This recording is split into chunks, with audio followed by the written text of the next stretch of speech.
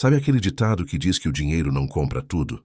Pois é, naquela noite chuvosa, um milionário aprendeu isso da forma mais dolorosa possível.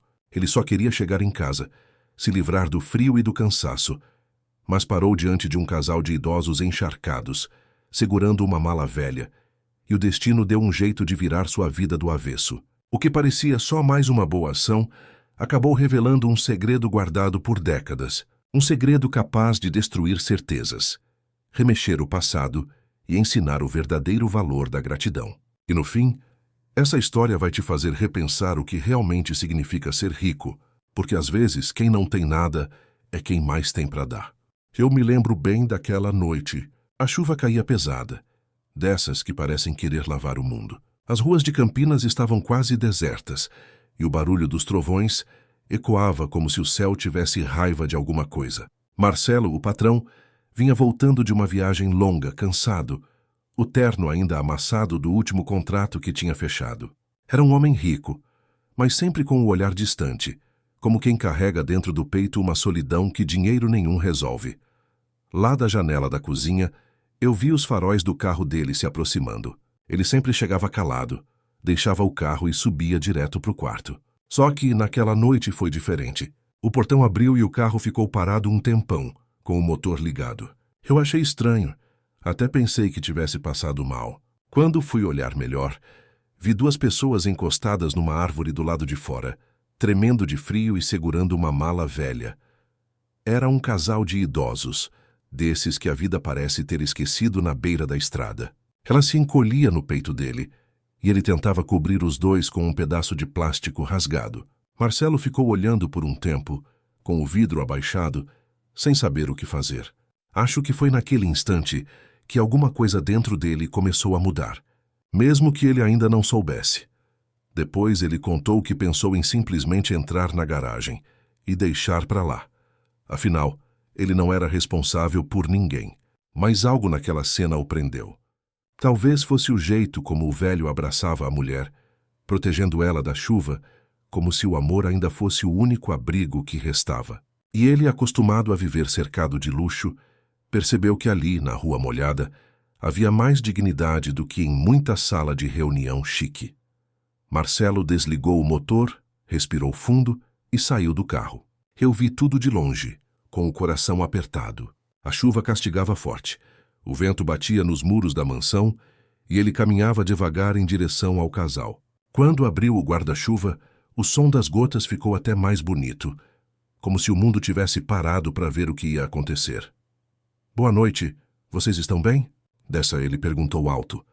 O velho levantou a cabeça com dificuldade e, mesmo debaixo da chuva, respondeu com voz firme: "Estamos sim, senhor, só esperando ela passar."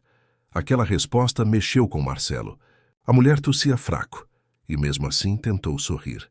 "Não temos para onde ir, fomos despejados hoje cedo." Palavras simples, mas pesadas como pedra. Naquele instante, ele não viu mais dois estranhos. Viu o que ele poderia ter sido, se a vida tivesse seguido outro caminho. O homem que sempre acreditou que o sucesso bastava, sentiu algo diferente, algo que ele não sabia explicar. E, sem pensar muito, estendeu a mão. "Vocês podem entrar." Pelo menos para se secar e descansar um pouco. Eles se olharam desconfiados, como quem tem vergonha de aceitar ajuda. Mas a tosse da mulher piorou, e o velho acabou concordando. Marcelo abriu o portão e os guiou até a entrada. Quando entraram, molhados e tremendo, eu achei que estava sonhando.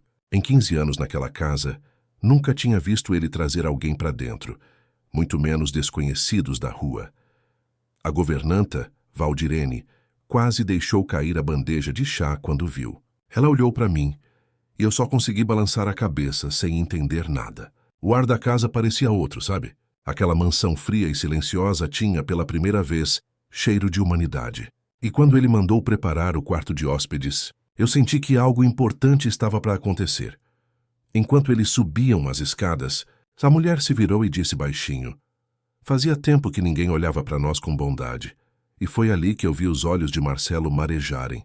Acho que nem ele percebeu. Mas eu vi. Vi que aquela frase ficou ecoando dentro dele, como um trovão que ainda ia demorar para cessar.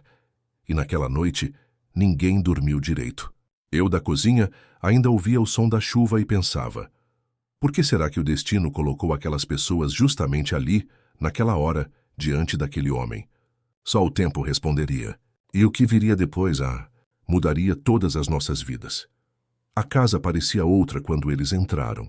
O som da chuva do lado de fora misturado ao tilintar dos passos molhados no chão de mármore criava uma música diferente, uma que eu nunca tinha ouvido ali dentro. O ar frio da mansão agora tinha cheiro de gente, de vida. Valdirene torcia o nariz, meio contrariada, mas eu sabia que no fundo ela também sentia que aquela noite era diferente. Marcelo mandou que eu trouxesse toalhas limpas e chá quente. Ele mesmo tirou o paletó molhado e pendurou perto da lareira. O velho se apresentou como Antônio e a mulher como Esperança. Olha só, nome mais bonito para uma pessoa não podia ter. Mesmo cansados, tentavam manter a postura, com uma educação que não combinava com a ideia de gente de rua. Enquanto eles se aqueciam, eu percebi o olhar curioso de Marcelo, como se tentasse entender o que havia por trás daquela dignidade silenciosa. Não queremos incomodar, disse Antônio. Só precisamos esperar a chuva passar. Mas Marcelo balançou a cabeça e respondeu firme: não é incômodo nenhum. Esta casa tem quartos de sobra, e há muito tempo faltava gente de verdade aqui dentro. A frase soou diferente, como se ele mesmo tivesse se assustado com o que disse. A mulher sorriu, mesmo tremendo de frio. Fazia tempo que ninguém nos tratava assim. Ela murmurou com os olhos marejados. Eu vi o rosto de Marcelo amolecer um pouco e pensei: será que ele está lembrando de alguém? Às vezes, o destino bota um espelho na frente da gente disfarçado de outra pessoa. Antônio ajudou Esperança a subir as escadas devagar, com um cuidado de quem segura o bem mais precioso do mundo. E Marcelo, parado no pé da escada, observava em silêncio. Aquele olhar dele não era mais o mesmo de quando chegou. Parecia o de alguém que, pela primeira vez em muito tempo, estava enxergando algo além de si mesmo. Depois que eles foram para o quarto, ele ficou ali no corredor, olhando para o nada. Eu cheguei perto e perguntei se queria que eu fechasse as janelas. Ele respondeu baixo, como quem fala consigo mesmo: eles têm uma mala velha. Deve ter toda a vida deles ali dentro. E então suspirou. Às vezes a gente carrega tanto e não sabe o que realmente pesa. Fiquei pensando nisso o resto da noite. A mala, a chuva, o silêncio daquela casa, parecia tudo ter um significado maior, sabe? Como se fosse um sinal. E o mais estranho é que, no meio de tanta riqueza, eu nunca tinha visto o patrão tão humano. Ele não dizia, mas dava para ver que algo dentro dele estava acordando. Quando subi para apagar as luzes do corredor, ouvi risadinhas baixas vindas do quarto dos idosos. Eles conversavam entre si, talvez lembrando de tempos bons. Aquilo me deu um aperto no peito e uma vontade enorme de chorar sem saber por quê. Tinha algo de bonito naquela dor deles. Antes de dormir, fui até a janela da cozinha. A chuva já tinha parado, e o reflexo das luzes da rua fazia brilhar as poças no chão. Lá fora o mundo parecia limpo. Mas aqui dentro algo começava a ser lavado também. O coração do patrão. Eu não sabia o que o dia seguinte traria, mas sentia lá no fundo que aquela mala velha ainda guardava um segredo que ninguém estava preparado para ouvir. O sol apareceu tímido naquela manhã, como se tivesse vergonha de entrar na casa depois da tempestade. O cheiro de café fresco se misturava ao de pão quente que eu tinha acabado de tirar do forno. Foi a primeira vez em anos que ouvi vozes animadas ecoando pela cozinha daquela mansão. Antônio e Esperança estavam sentados à mesa, agradecendo cada gole como se fosse banquete. Marcelo desceu as escadas devagar, ainda com o rosto meio amassado de sono. Parou na porta, observando aquela cena. Acho que fazia tanto tempo que ele não via gente simples sorrindo ali, que ficou sem saber o que dizer. Esperança foi a primeira a quebrar o silêncio. Bom dia, Sr. Marcelo. Esperamos não ter atrapalhado sua rotina. Ele respondeu meio sem jeito. Pelo contrário, faz tempo que essa casa não começa o dia com vozes de verdade. Valdirene passou apressada com um pano de prato, fingindo que não estava ouvindo.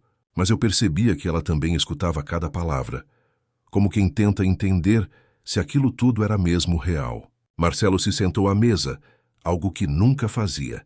Serviu-se de café e perguntou: como vocês foram parar naquela chuva ontem à noite? Antônio olhou para a esposa antes de responder. Fomos despejados da casa onde vivemos 40 anos. As coisas apertaram e não conseguimos mais pagar. Ele falava calmo, mas a dor estava ali, escondida entre as pausas. Esperança completou. Nossos filhos têm suas vidas. Não queremos ser peso para ninguém. Marcelo ficou mudo por uns segundos, girando a xícara nas mãos. Eu observei tudo de longe, lavando a louça devagar para não perder nenhuma frase. Era estranho ver o patrão ouvindo alguém com tanta atenção. Ele perguntou o nome deles, e quando Antônio respondeu, o olhar de Marcelo pareceu mudar. Antônio e Esperança, repetiu como quem sente que já ouviu esses nomes antes, mas não lembra de onde.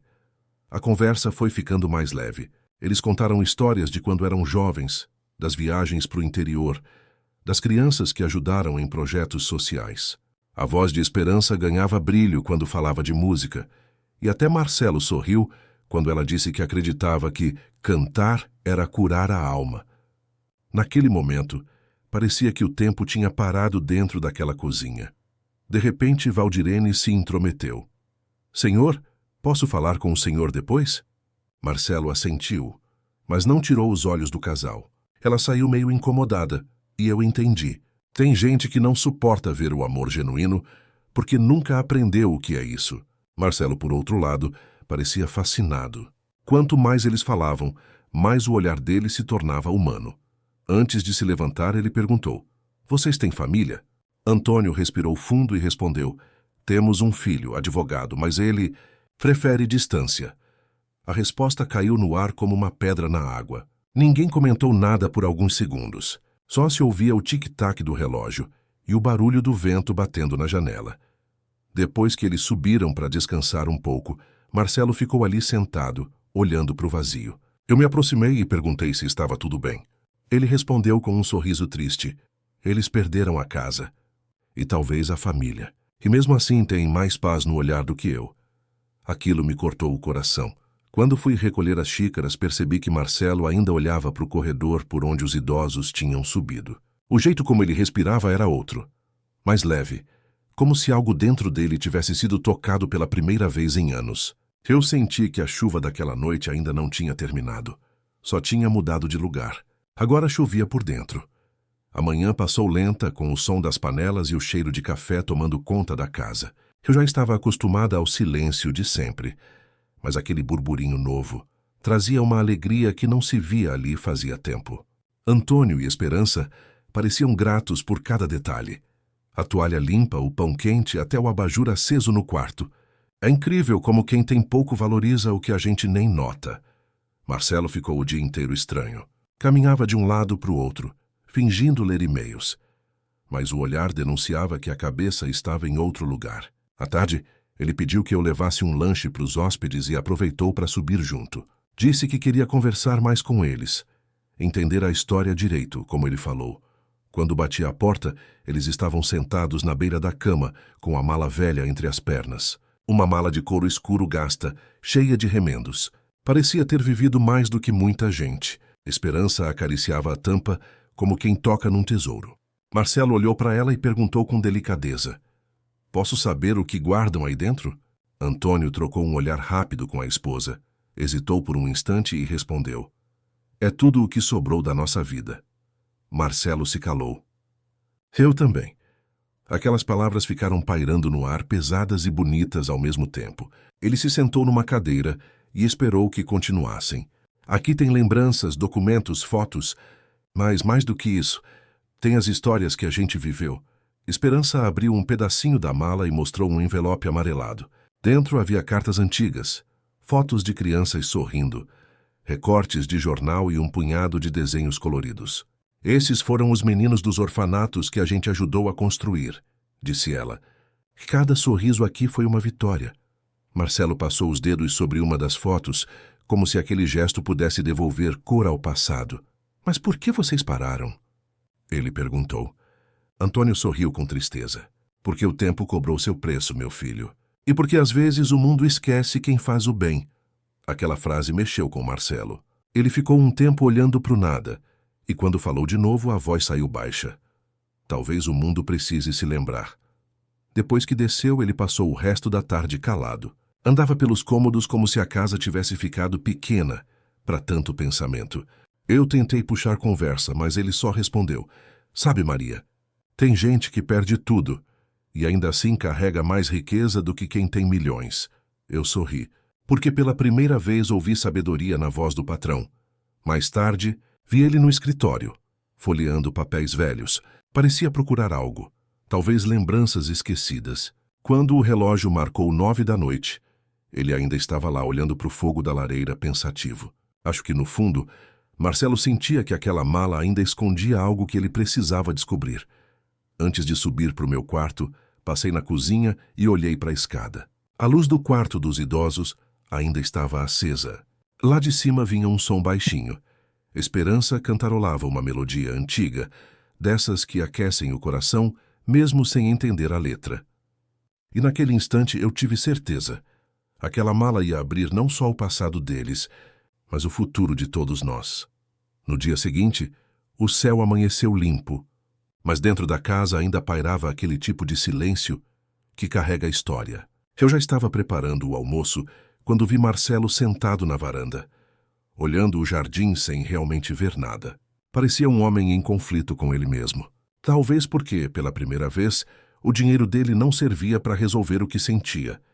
Antônio apareceu logo depois, com passos lentos, mas firmes. Sentou-se ao lado dele sem dizer nada. Ficaram um tempo em silêncio, só escutando os passarinhos.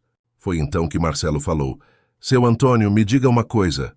O senhor sempre acreditou que fazer o bem vale a pena, mesmo quando ninguém reconhece?" O velho sorriu, um sorriso cansado, mas cheio de fé.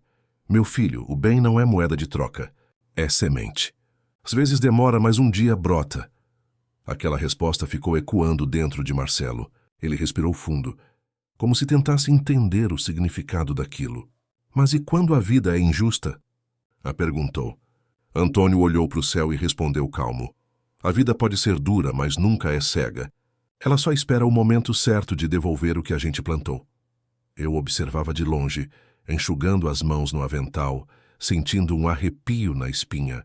Era raro ver o patrão ouvindo alguém com tanta humildade. Parecia um filho diante do pai. E, de alguma forma, Antônio falava com uma sabedoria que fazia tudo parar. Até o vento pareceu respeitar aquele momento. Quando Esperança apareceu, trazendo 2 copos de suco, a luz do sol bateu no rosto dela e iluminou os cabelos brancos como se fosse ouro. Marcelo comentou: "A senhora tem um nome bonito." Ela sorriu meio tímida. "Meu marido diz que é porque eu nunca deixei de acreditar, mesmo quando tudo parecia perdido." E aí ela olhou para ele com um carinho que atravessava o tempo. Aquela cena me emocionou. Era amor puro, simples, desses que não precisam de palavras. E acho que foi ali que Marcelo começou a sentir falta de algo que nunca teve. Ele ficou olhando para os dois e perguntou: "Vocês têm filhos?" Antônio e Esperança se entreolharam. E o silêncio respondeu antes das palavras: "Temos mais um filho, Eduardo." "E onde ele está?" insistiu Marcelo. Antônio suspirou fundo. "Longe." Esperança baixou a cabeça e eu percebi que os olhos dela marejaram. "Ele se afastou da gente. Vergonha, talvez. Ou ambição. A gente nunca entendeu direito." Marcelo franziu a testa. "Vergonha de quê?" E ela respondeu: "De quem escolheu viver para ajudar os outros e não para acumular." Marcelo ficou mudo. Aquilo doeu nele de um jeito estranho. Era como se alguém tivesse colocado um espelho na frente do próprio coração. Eu vi quando ele apertou as mãos sobre os joelhos, como se quisesse segurar algo que estava escapando. Talvez a culpa. Talvez o arrependimento. Mais tarde, quando o casal subiu para descansar, Marcelo ficou um tempo sozinho, olhando para o horizonte. E então murmurou para mim: "Sabe, Maria, acho que esses dois vieram aqui para me lembrar quem eu era antes de esquecer." Eu não entendi na hora, mas guardei a frase.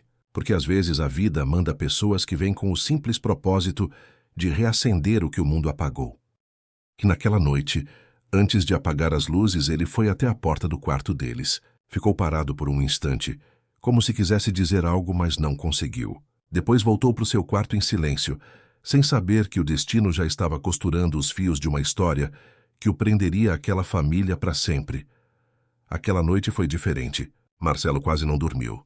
Dava para ouvir o som dos passos dele pela casa, indo e vindo, como quem tenta fugir dos próprios pensamentos. Eu também fiquei acordada, mexendo no fogão, porque de algum jeito sabia que algo estava prestes a mudar. O ar tinha aquela tensão leve que precede as grandes verdades, De manhã encontrei ele sentado à mesa, o olhar distante e o café já frio. Dormiu mal, Sr. Marcelo? Perguntei. Ele deu um sorriso cansado. Tem coisa que a gente passa a vida sem querer lembrar. Maria. Mas parece que o destino resolve cutucar quando a gente menos espera. Antes que eu perguntasse mais, Antônio e Esperança entraram na cozinha, trazendo a velha mala nas mãos. Podemos sentar aqui? A perguntou Esperança, com aquele jeitinho doce. Marcelo assentiu. Claro, esta casa é de vocês também. Eles se acomodaram e colocaram a mala sobre a mesa. Antônio passou a mão devagar sobre o couro desgastado, como quem prepara o coração. Senhor Marcelo, disse ele, acho que o senhor merece saber quem somos de verdade. O silêncio tomou conta do ambiente. Eu parei de mexer nas panelas. Era como se o tempo tivesse parado para ouvir. Antônio abriu a mala com cuidado, e o cheiro de papel antigo invadiu o ar. Dentro havia envelopes, fotografias, diplomas, jornais dobrados e, no meio deles, uma pequena carta amarelada. Marcelo olhou fixo para aquilo, como se o coração reconhecesse antes da mente entender. Esses são os registros da nossa vida, explicou Esperança. As escolas que construímos, os orfanatos que ajudamos, os hospitais que ergueram esperança onde só havia dor. Marcelo pegou uma das fotos. Nela, um grupo de crianças sorria segurando cartazes coloridos. Ele ficou em silêncio por alguns segundos até perguntar: "E essa carta aqui?" Antônio olhou para a Esperança e ela assentiu. "Essa carta é de um menino. Um menino que ajudamos há muitos anos, quando ele estava desesperado. Ele prometeu que um dia, quando crescesse, faria o mesmo por outros."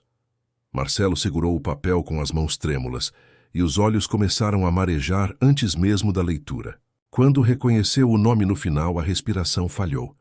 "Meu Deus", sussurrou ele. Marcelo Silva, 8 anos. A carta era dele.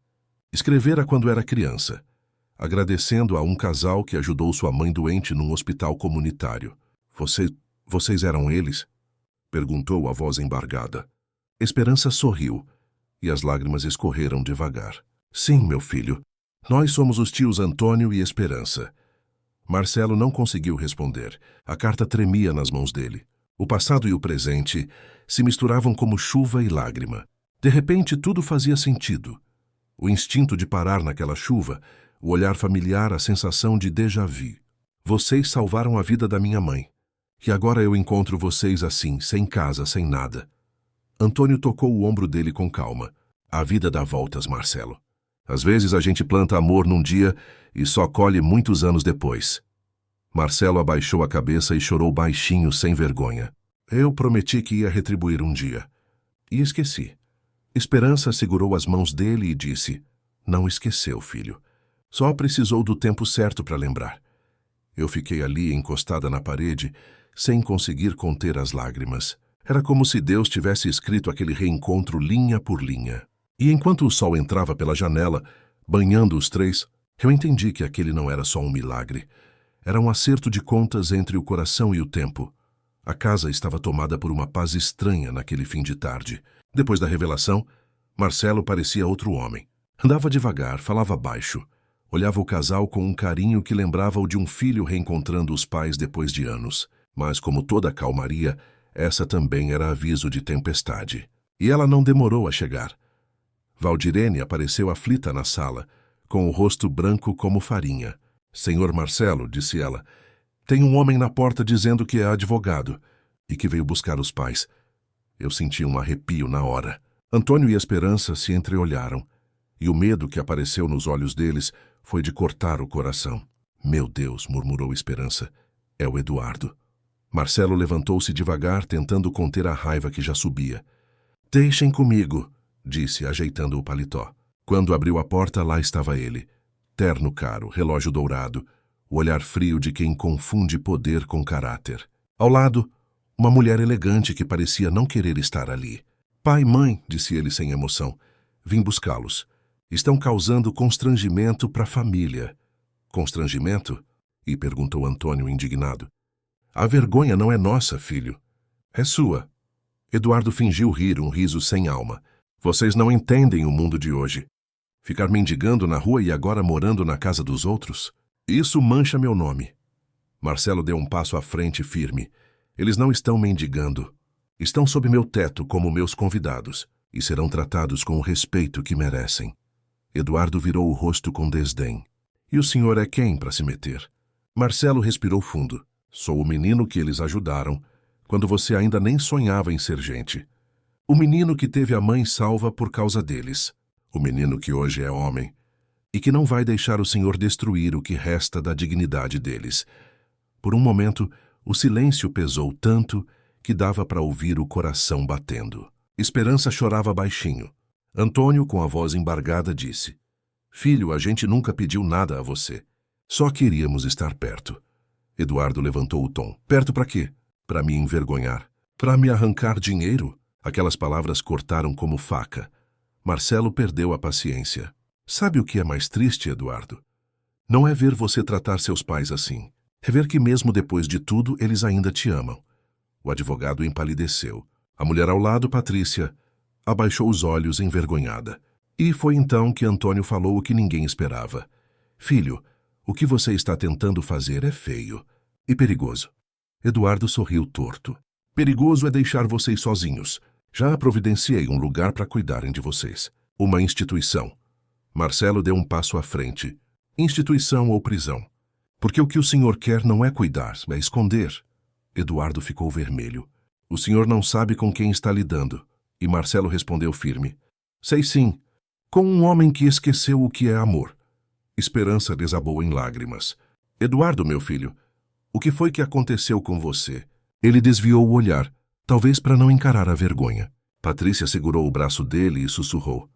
Vamos embora. Eles não merecem isso. Eduardo puxou o braço com força. Cala a boca! O grito ecoou pela sala como um trovão. Eu vi Marcelo cerrar os punhos, mas Antônio se colocou entre os dois.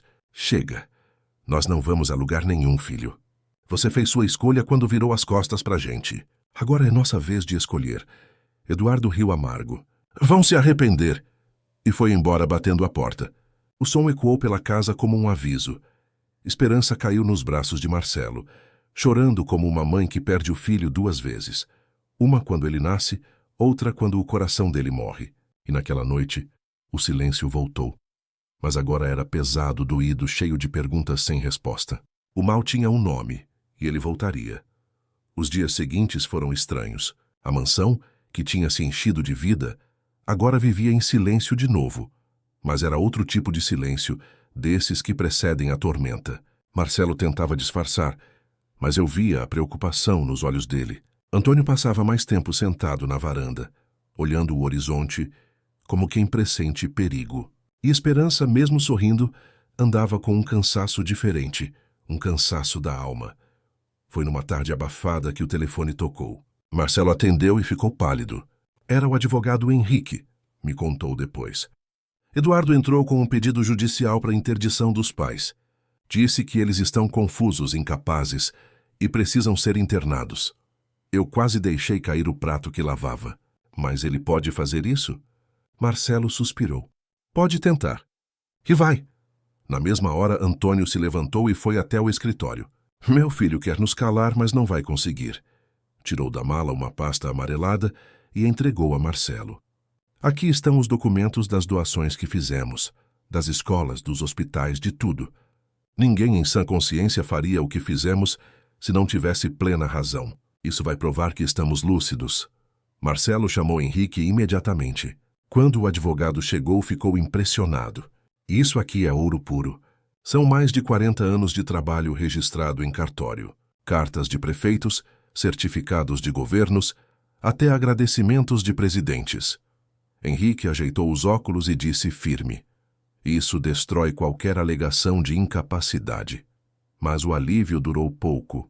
No dia seguinte, carros estranhos começaram a aparecer parados na rua, observando a casa. Eu vi 2 homens dentro de um deles, anotando coisas. Marcelo mandou reforçar o portão e pediu que ninguém saísse sozinhos. Ele está nos vigiando, disse Antônio com serenidade. Mas Deus também está. Nessa mesma noite, Rodrigo apareceu, o neto de Antônio e Esperança. Um rapaz bonito, de olhar firme e voz trêmula. Procurei vocês por semanas, disse ele, abraçando os avós com lágrimas. Papai perdeu o rumo, mas eu não podia perder vocês. Esperança chorava tanto que mal conseguia falar. Marcelo, com os olhos marejados, colocou a mão no ombro do rapaz. Agora vocês estão entre família. Rodrigo trouxe notícias piores. Pai está tentando subornar médicos para dizer que vocês estão doentes da cabeça. E descobri mais. Ele quer a herança das terras do bisavô. Só pode receber se provar que vocês são incapazes. Aquelas palavras caíram como trovão. Antônio fechou os olhos e respirou fundo. Então não é só vaidade. É ganância. Marcelo se levantou decidido. Não vamos deixar ele vencer. Eu tenho recursos, contatos e principalmente algo que ele não tem, caráter. Henrique concordou. Vamos agir com inteligência. Primeiro, proteger vocês. Tenho uma casa de campo em Itu. Lá estarão seguros até resolvermos isso. E assim foi feito. Naquela madrugada, saíram escondidos enquanto Valdirene distraía os vigias na rua. Eu vi quando o carro se afastou no escuro, levando Antônio, Esperança e Rodrigo. Fiquei com o coração apertado, rezando para que tudo desse certo. Marcelo ficou, para ganhar tempo caso Eduardo aparecesse com mandado. E apareceu. Chegou à tarde, com 2 oficiais e um médico suspeito. Onde estão meus pais? Gritou. Marcelo ficou de pé na porta e respondeu, em segurança. Longe da sua ganância. O médico tentou falar de laudos, mas Marcelo interrompeu. Laudos falsos não vão te salvar, Eduardo. A justiça vai. E ali, diante de todos, ele entregou cópias dos documentos que Henrique havia protocolado pela manhã. O oficial leu, olhou para Eduardo e balançou a cabeça. Vamos ter que investigar isso antes de prosseguir. Eduardo saiu furioso, prometendo vingança. Naquela noite eu olhei para o céu de novo. Não chovia, mas dava para sentir que outra tempestade vinha chegando. Só que dessa vez eu sabia. Marcelo não estava sozinho. Havia amor naquela casa. E o amor, quando se junta com a verdade, é força que nem advogado corrupto consegue calar. Os dias em Itu foram de paz e medo misturados. Antônio e Esperança finalmente dormiam sem sobressaltos, mas a sombra de Eduardo ainda pairava sobre tudo. Rodrigo tentava animar os avós, contava piadas, fazia café, mas o sorriso dele sempre terminava com um suspiro. Já Marcelo, mesmo longe, mantinha contato com o advogado Henrique a cada hora, planejando o próximo passo, até que o telefone tocou. Era Henrique, com a voz aflita. Marcelo, temos um problema sério. Eduardo conseguiu uma nova ordem judicial, mais específica. Ele foi até o banco e tentou acessar uma caixa de segurança no nome de Antônio. Marcelo levantou-se de súbito. Mas ele não pode. Aquela caixa contém os documentos pessoais dele. Henrique respondeu. Pois é, mas ele apresentou laudos falsos, dizendo que seu Antônio está internado com demência. A notícia caiu como uma bomba. Marcelo correu para ligar para o banco, mas já era tarde. Ele levou tudo, confirmou Henrique. Antônio ficou pálido. O testamento, murmurou. Esperança levou as mãos ao rosto. O testamento da minha avó Benedita. Rodrigo se aproximou assustado. Que testamento, vovô? Antônio respirou fundo e contou a verdade.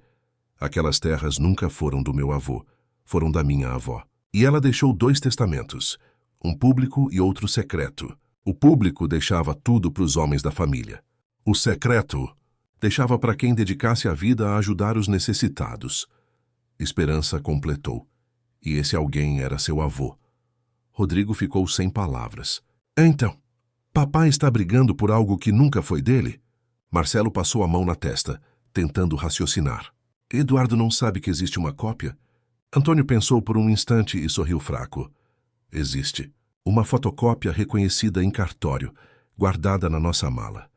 Eu me lembro da voz de Marcelo contando isso para mim depois, com os olhos brilhando. Maria, aquela mala era mais do que lembrança. Era o coração da história.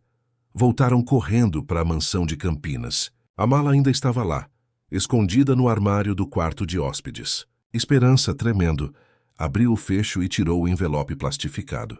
Aqui está. Henrique, que já os esperava, analisou o documento com cuidado. Reconhecimento de firma de 30 anos atrás. É autêntico. Mesmo que Eduardo tenha o original, não pode invalidar este. Mas o alívio durou pouco. Faróis brilharam do lado de fora. 3 carros cercaram o portão. Marcelo olhou pela janela e viu Eduardo descendo do primeiro com mais advogados, oficiais de justiça e até uma ambulância. Ele veio levar vocês à força, disse Marcelo firme. Antônio colocou a mão no ombro dele. Meu filho, chegou a hora da verdade. Quando Eduardo entrou, o olhar dele já não escondia o desespero. Pai, mãe, vim buscar vocês. Tenho laudos médicos, mandado e testemunhas. Marcelo se colocou à frente. Esses laudos são falsos e você sabe disso. Henrique ergueu a cópia do testamento e anunciou. Também temos um documento. O testamento secreto da senhora Benedita. E sabe o que ele diz, Eduardo? Que essas terras pertencem a quem dedicou a vida ao bem. O rosto de Eduardo empalideceu. Isso é falsificação, gritou. Não, é a verdade que você tentou enterrar, respondeu Marcelo. Nesse instante, a porta se abriu e Patrícia entrou sozinha, sem o marido. Eduardo, chega! Eu não vou mais te defender. Entrei com o pedido de divórcio e vou testemunhar contra você. As pernas dele bambearam. Você enlouqueceu? Não, disse ela firme. Só recuperei minha consciência. Os oficiais de justiça olharam uns para os outros. Henrique entregou os papéis. Senhores, aqui estão as provas do golpe. Os laudos falsos, as mensagens trocadas com médicos corruptos. Tudo documentado. Eduardo começou a gritar, mas ninguém ouvia mais. Patrícia chorava. Rodrigo segurava os avós e Marcelo respirava fundo com o olhar cheio de fé. Acabou, Eduardo, disse Antônio, com uma serenidade que cortava. Você perdeu tudo, menos a chance de se arrepender. Mas Eduardo virou as costas, tomado de raiva. Vocês vão pagar por isso! Gritou antes de ser levado pelos oficiais. Esperança se sentou exausta e olhou para a mala aberta. Essa velha mala. Foi ela que guardou o que a vida queria nos devolver. Justiça. E naquela noite, a mansão ficou em silêncio outra vez. Mas dessa vez não era o silêncio do medo, e sim o da esperança que começa a nascer quando o mal é desmascarado. Só que ninguém sabia que o destino ainda tinha mais uma reviravolta guardada para todos nós. Os dias que seguiram foram longos, mas diferentes. A casa parecia respirar alívio, como se tivesse se livrado de um peso antigo. A polícia já havia levado Eduardo, e a investigação confirmava tudo. Laudos falsos, subornos, fraude processual. Marcelo, aliviado, dizia que era a justiça divina trabalhando em silêncio. E eu, que sempre acreditei em providência, sabia que era mesmo. Antônio, no entanto, não parecia satisfeito. Um fim justo, sim, mas ele carregava tristeza nos olhos. Não queria que meu filho terminasse assim, dizia olhando pela janela. Esperança colocava a mão sobre a dele e sussurrava. Talvez ele precise perder tudo para encontrar o que realmente importa. Palavras simples, mas que soavam como oração. Marcelo, ao contrário, parecia renascer. Passava o dia com o casal, ouvindo histórias, pedindo conselhos. Eu sempre achei que riqueza era o que eu tinha no banco, confessou uma vez. Mas vocês me ensinaram que riqueza é o que a gente deixa no coração dos outros. Esperança sorriu e respondeu. Então, meu filho, você já é o homem mais rico que conheço. Rodrigo, o neto, começou a ajudar Henrique com os papéis. Quero estudar direito. Mas para defender gente boa, não para tirar proveito, dizia ele. Marcelo riu, orgulhoso. Tenho sangue certo. Rapaz!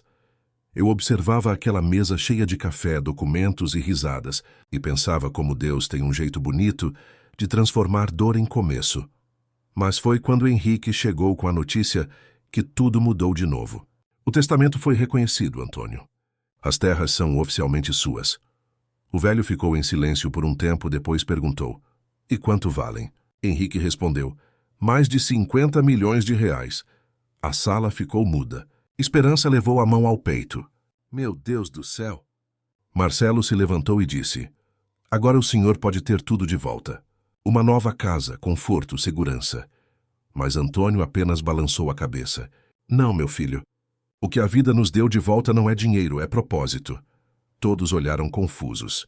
Essas terras, continuou ele, não são nossas. São de quem precisa. Esperança olhou para ele com os olhos marejados, e eu percebi que ela já sabia o que ele ia dizer. Vamos construir algo que dure além de nós. Escolas, casas, hospital. Uma vila onde o amor seja a moeda mais forte. Marcelo tentou protestar, mas Antônio sorriu. Você acha que o bem que vocês nos fizeram foi de graça? Agora é nossa vez. No dia seguinte começaram os planos. Henrique se encarregou da parte legal. Rodrigo desenhou os primeiros projetos e Marcelo prometeu financiar o que fosse necessário. Vamos chamar de Vila Esperança, disse ele. Esperança riu emocionada. Esse nome não podia ser outro. E ali, naquele instante, nasceu algo maior do que todos nós. Eu lembro do primeiro dia das obras. O barulho de cimento, martelos, vozes e fé. Todo mundo trabalhando junto. Até Valdirene, que antes torcia o nariz, apareceu com uma travessa de bolo para os pedreiros. Aquele lugar tinha cheiro de milagre. Um milagre que começou com uma chuva, uma mala velha e o coração aberto de um homem que decidiu parar para ajudar. E à noite, enquanto olhava o pôr do sol pintar o céu de rosa e laranja, ouvi Marcelo dizer baixinho: "A vida é engraçada, né, Maria? Às vezes, para encontrar o que é nosso, a gente precisa primeiro se perder." Eu sorri segurando as lágrimas, porque era verdade. E mal sabíamos nós que a maior lição ainda estava por vir, a do perdão. A Vila Esperança já começava a tomar forma. Casas simples, mas coloridas, brotavam do chão como flores depois da tempestade. As pessoas do bairro vinham ajudar, traziam comida, ferramentas, vontade. Era como se cada tijolo carregasse um pedaço de gratidão. E ver Marcelo, aquele homem de terno e ego, com as mãos cheias de barro, misturando cimento, era a prova viva de que o milagre já tinha acontecido. Mas foi numa manhã de domingo que a história deu outra volta. Eu estava varrendo o pátio quando vi um carro parar do outro lado da rua. Um homem desceu devagar, com o rosto abatido e os olhos fundos. Era Eduardo, magro, envelhecido, o terno amassado, o olhar perdido. Por um instante ninguém soube o que fazer.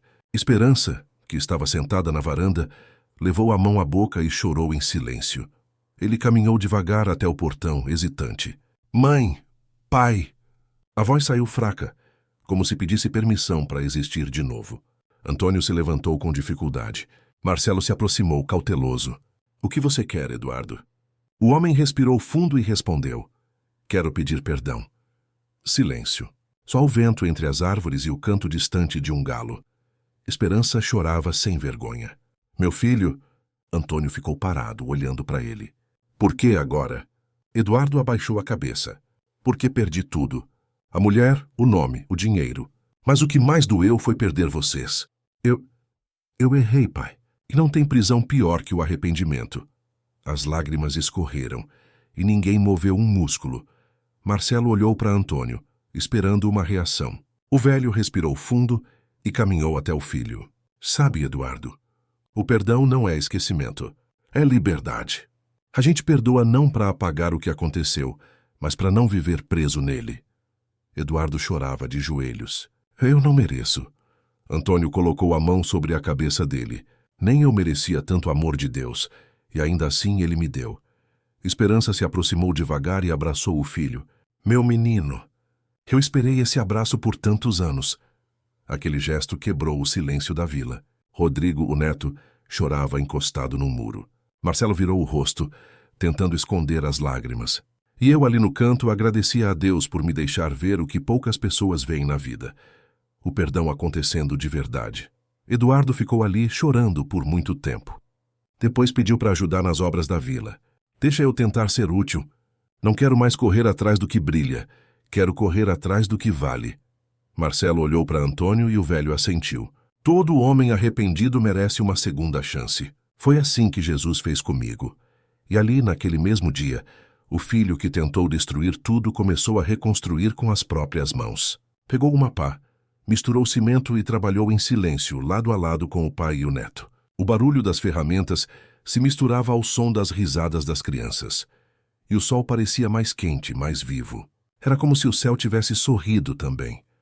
À noite, sentamos todos juntos para jantar sob o alpendre. A mesa era simples: arroz, feijão, frango assado e bolo de fubá, mas parecia banquete de rei. Antônio agradeceu em voz alta: "Senhor, obrigado por devolver meu filho e por nos ensinar que o amor vale mais do que qualquer herança." E naquele instante, ninguém mais se sentia rico nem pobre, só inteiro. Enquanto eu apagava as luzes da varanda, vi Eduardo olhando para o céu e sussurrando algo que nunca vou esquecer: "Pai, mãe, Obrigado por me perdoarem antes mesmo de eu merecer. Foi então que percebi que a Vila Esperança não era um lugar. Era um estado da alma. E foi assim que, naquela noite calma, o perdão virou cimento, unindo corações que o tempo quase deixou ruir. Mas o destino ainda guardava uma última surpresa. E ela viria no dia da inauguração da vila. O sol nasceu diferente naquele dia. Parecia que até o céu sabia que algo importante ia acontecer. A vila estava pronta. 200 casas coloridas se espalhavam pelo terreno, com flores nas janelas e crianças correndo pelos becos recém-pintados. No centro, um grande pavilhão branco com uma faixa escrita à mão. Bem-vindos à Vila Esperança, onde o amor constrói o que o dinheiro não pode comprar. As pessoas começaram a chegar cedo. Famílias inteiras, vizinhos, curiosos, até autoridades. O som de risadas se misturava ao cheiro de pão de queijo e café passado na hora. Marcelo, de camisa simples, ajudava a organizar as cadeiras. Rodrigo estava de terno, nervoso, segurando o microfone. E Antônio, de chapéu de palha e sorriso sereno, parecia um patriarca de outro tempo. Esperança estava sentada na primeira fila, com um lenço florido nos ombros. O tratamento médico havia lhe dado mais tempo. Tempo suficiente para ver o sonho ganhar forma. Eu me lembro do jeito que ela olhava em volta, os olhos marejados, como quem agradece a Deus em silêncio por cada tijolo levantado. Olha só, Maria, ela me disse baixinho. Nunca imaginei ver tanta vida brotando de uma dor tão grande. A cerimônia começou com as crianças do coral. O mesmo tipo de coral que Esperança ensinava décadas atrás. Elas cantaram O Sol Nascerá de Cartola e até os pedreiros choraram. Quando a música acabou, Rodrigo subiu ao palco e respirou fundo. Vovô, vovó, isso aqui é o legado de vocês. A Vila Esperança é mais do que casas. É uma semente de amor que vai continuar crescendo, mesmo quando a gente não estiver mais aqui. Aplausos encheram o ar. Antônio segurou o microfone em seguida. Eu e minha esposa passamos a vida acreditando que ajudar o outro era o único investimento que nunca falha. Hoje eu vejo que estávamos certos. Ele fez uma pausa, a voz embargada. Essa vila é de todos vocês, que acreditaram que ainda dá para mudar o mundo um pedacinho por vez. Esperança se levantou, apoiada no braço de Marcelo. Eu só quero dizer uma coisa. Ela começou com aquele tom doce que calava qualquer multidão. A felicidade não mora em mansões, mora no coração de quem serve com amor. E se um dia vocês duvidarem disso, olhem para essas casas, para essas crianças e lembrem, o bem sempre volta. Eduardo estava ali também. De cabeça baixa, mas de coração limpo. Quando pegou o microfone, a voz falhou. Pai, mãe, passei a vida inteira procurando sucesso nos lugares errados. Hoje eu entendi que vocês sempre foram os mais ricos da família. Esperança chorou, e Antônio apenas disse, agora sim, meu filho, você encontrou o verdadeiro tesouro. Marcelo encerrou a cerimônia. Eu cresci acreditando que o destino era uma linha reta. Mas o destino é um círculo. Tudo que a gente faz, um dia volta para nós, pro bem ou pro mal. Antônio e Esperança me ensinaram que não existe herança maior que o amor. Por isso, enquanto houver uma criança dormindo com esperança e uma família com um teto sobre a cabeça, o sonho deles continua vivo. O público aplaudiu de pé. Fogos coloriram o céu e eu lá do canto. Chorei como se fosse minha própria família ali. Naquele instante, percebi que a Vila Esperança não era só o fim de uma história. Era o começo de muitas outras. Quando o sol começou a se pôr, vi Antônio e Esperança caminhando de mãos dadas pela vila. As luzes das casas acendiam uma a uma, como pequenas estrelas. Conseguimos, meu amor, ele disse. Cumprimos nossa missão. Ela sorriu e respondeu, não, Antônio. Nossa missão continua. Em cada pessoa que aprendeu que ajudar também é uma forma de amar. E foi ali, naquele pôr do sol dourado, que o silêncio da chuva de anos atrás finalmente encontrou sua resposta. Porque às vezes o milagre não é ver Deus descer do céu, é ver o amor nascer de novo, no coração de quem decide perdoar. Os meses viraram anos, e a vila cresceu mais rápido do que a gente esperava. Hoje são 500 casas, uma escola de tempo integral, um hospital com atendimento gratuito e um centro cultural que vive cheio de risadas, música e cheiro de bolo de fubá. A vida que antes parecia cinza, agora tinha cor em cada esquina. A Vila Esperança virou um símbolo, e gente de todo o país vinha conhecer aquele milagre brasileiro. Marcelo continuou à frente das obras, mas não como patrão, como parte da família. Ele vendia o que tinha de mais caro para investir em novos projetos. Dinheiro parado não muda ninguém, Maria. Mas dinheiro em movimento salva vidas. A frase dele corria de boca em boca, e muita gente começou a doar também. Era bonito de ver, o bem virando moda. Antônio se tornou uma espécie de lenda viva. Todo mundo o chamava de Seu Antônio da Vila. Ele passava as tardes sentado no banco da praça, contando histórias para as crianças. Dizia que cada tijolo da vila tinha um pedaço de uma oração. E talvez fosse verdade, porque aquele lugar respirava paz. Esperança, mesmo com a saúde frágil, nunca deixou de participar. Tocava piano nas tardes de domingo e dava conselhos para as mães jovens que chegavam com medo do futuro. Filha, o amor é a única herança que vale a pena deixar. Ela dizia com aquele sorriso que parecia um abraço. Quando ela tocava, até os pássaros ficavam quietos para ouvir. Eduardo cumpriu sua pena e, quando saiu, foi direto para a vila. Ninguém esperava, mas ele não pediu para voltar para a casa dos pais. Pediu um emprego no hospital. Quero começar do zero, como homem comum. Marcelo aceitou sem hesitar. Com o tempo, ele se tornou o coordenador dos projetos sociais. Trabalhava em silêncio, sem vaidade, como se estivesse pedindo perdão a cada gesto. Rodrigo seguiu os passos do avô e virou arquiteto. Projetou novas moradias populares, e seu nome começou a aparecer nos jornais, mas ele nunca deixou de dizer: tudo que sei aprendi na Vila Esperança. Casou-se com Marina, a médica que havia sido criada num dos orfanatos do casal. E quando nasceu o primeiro filho deles, adivinha o nome? Antônio, claro. Em homenagem ao homem que ensinou ao mundo o que é grandeza de verdade, eu continuo por aqui, trabalhando na escola. Cuido da cantina e das flores do pátio. Às vezes, quando vejo as crianças correndo, penso em tudo o que vivi. Desde aquela noite de chuva até hoje. O destino é mesmo cheio de curvas. A gente nunca imagina que o gesto mais simples, como abrir um portão ou oferecer abrigo, pode mudar o rumo de tantas vidas. Marcelo virou um homem completamente diferente. Agora, quando fala em reuniões, não fala de lucro, fala de propósito. Diz que cada vez que o sol nasce sobre a Vila Esperança, ele se lembra da mãe e dos 2 idosos que ensinaram a ele o que significa ser humano. E toda vez que termina um discurso, ele cita a mesma frase de esperança. O bem não faz barulho, mas o barulho nunca fez o bem. Antônio e Esperança continuam juntos, caminhando devagar pelas ruas que construíram com amor. Às vezes param para conversar com os moradores, outras vezes sentam no banco da praça para ver o pôr do sol. Tá vendo, Maria? Ele me disse um dia, olhando o horizonte. Quando a gente planta com o coração, até a chuva vem para regar o que é bom. E foi ali que entendi. A verdadeira herança não era a terra, nem o dinheiro, nem as construções. Era o exemplo.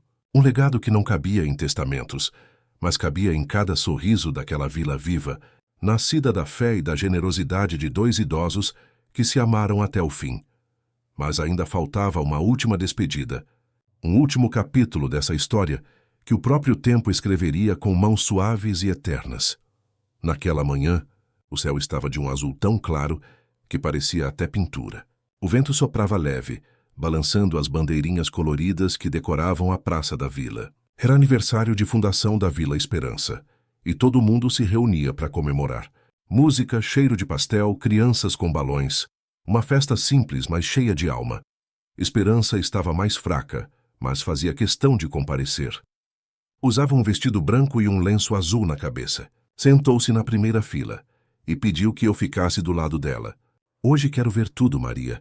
Quero gravar cada sorriso aqui dentro do coração. Eu segurei sua mão e senti como ela tremia, não de medo, mas de emoção.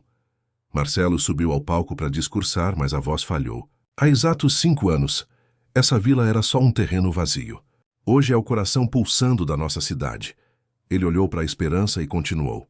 Se o mundo fosse justo, Dona Esperança seria nome de rua, de praça, de escola, porque ela nos ensinou que a bondade é o maior patrimônio que existe.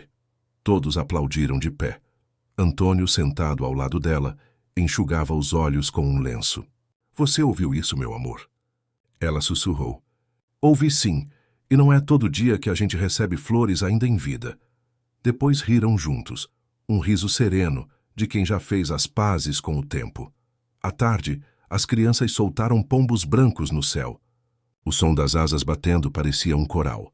Esperança ergueu os olhos e disse: "Olha, Antônio, parece que o céu está mais perto hoje." Ele segurou firme a mão dela. É porque Deus gosta de ficar onde o amor mora. Quando o sol começou a descer, o vento mudou. Eu notei que Esperança ficou mais quieta, respirando devagar. "Maria", ela me chamou baixinho, "se eu não acordar amanhã, quero que você prometa uma coisa." Meu coração apertou. "O que for preciso, dona Esperança." Ela sorriu. "Prometa que vai continuar cuidando das flores da escola. Elas precisam de carinho todos os dias, igual as pessoas." Eu não consegui responder, só apertei a mão dela. O pôr do sol coloriu o rosto dos dois, e eu juro que naquele instante parecia que o tempo parou. Antônio a olhou como se quisesse guardar aquele momento para sempre. "Você foi minha casa, Esperança." "Sempre foi." Ela sorriu cansada. "E você foi o meu abrigo, Antônio." Naquela noite a vila dormiu em silêncio. Nem os cachorros latiam. O céu ficou salpicado de estrelas, e uma brisa leve passou pelas janelas, como se alguém estivesse se despedindo em paz. Quando o dia amanheceu, o sino da escola tocou mais cedo do que o normal. Esperança havia partido durante o sono, calma, com um sorriso nos lábios. Antônio ficou sentado ao lado da cama por horas, segurando a mão dela. "Ela não se foi, Maria. Só foi cantar noutro lugar." E eu sabia que era verdade, porque enquanto o sol nascia sobre a vila, as flores do jardim pareciam mais vivas do que nunca. Era como se o amor dela tivesse se espalhado pelo ar, colorindo tudo o que tocava. E naquele dia, pela primeira vez, a Vila Esperança chorou. Mas chorou de gratidão. Porque entenderam que quando o amor é verdadeiro, nem a morte consegue colocar ponto final. Mas a história ainda não acabava. Antônio ainda tinha um último gesto a fazer, um gesto que transformaria a despedida em eternidade. Passou 1 ano desde que Dona Esperança partiu. A vila continua viva, crescendo como planta bem regada. As crianças ainda correm pelo pátio. O sino da escola toca alto, e o cheiro de pão quentinho continua saindo da padaria comunitária todas as manhãs. Às vezes, quando o vento sopra diferente, parece que ainda dá para ouvir a voz dela cantando lá longe, misturada com o barulho das árvores. Antônio segue firme, apesar da saudade. Toda manhã ele leva flores frescas para o jardim da escola. Fica ali um tempo, sentado no banco onde os dois costumavam conversar. "Ela não foi embora, Maria", ele sempre me diz. "Só está cuidando de um pedaço maior da vila lá de cima." E eu acredito, porque o amor deles era tão grande que não cabia só na terra. Marcelo agora viaja o país levando o exemplo da Vila Esperança. Conta a história deles em palestras, programas de TV, reuniões de empresários, mas sempre termina da mesma forma. "Nada do que fizemos seria possível sem 2 pessoas simples que me ensinaram que generosidade é o único investimento que nunca dá prejuízo." E cada vez que ele fala isso, eu sinto orgulho como se fosse da minha própria família. Eduardo também mudou. Vira e mexe ele aparece por aqui, ajudando no hospital, organizando doações. Às vezes o vejo conversando com as crianças, ensinando sobre honestidade e humildade. "Aprendi do jeito difícil", ele diz, rindo sem graça. Mas no fundo eu sei que o arrependimento dele virou semente também. Uma semente boa, que está dando fruto. Rodrigo e Marina tiveram outro filho, uma menina chamada Esperança. "Para lembrar que o amor não morre", disseram. E quando a pequena corre pela praça rindo, é como se a história toda começasse de novo. Como se Deus tivesse decidido contar a mesma lição, só que agora com rostinhos novos. A vida por aqui continua simples, mas é cheia de sentido. De tarde, o cheiro de café invade as ruas. As pessoas se cumprimentam pelo nome e todo mundo ajuda todo mundo. É bonito ver o quanto aquele milagre cresceu. Às vezes penso que o Brasil precisava de mais vilas assim, onde o amor é política pública e a fé o alicerce das casas. Outro dia, Marcelo me chamou para ver uma placa nova na entrada.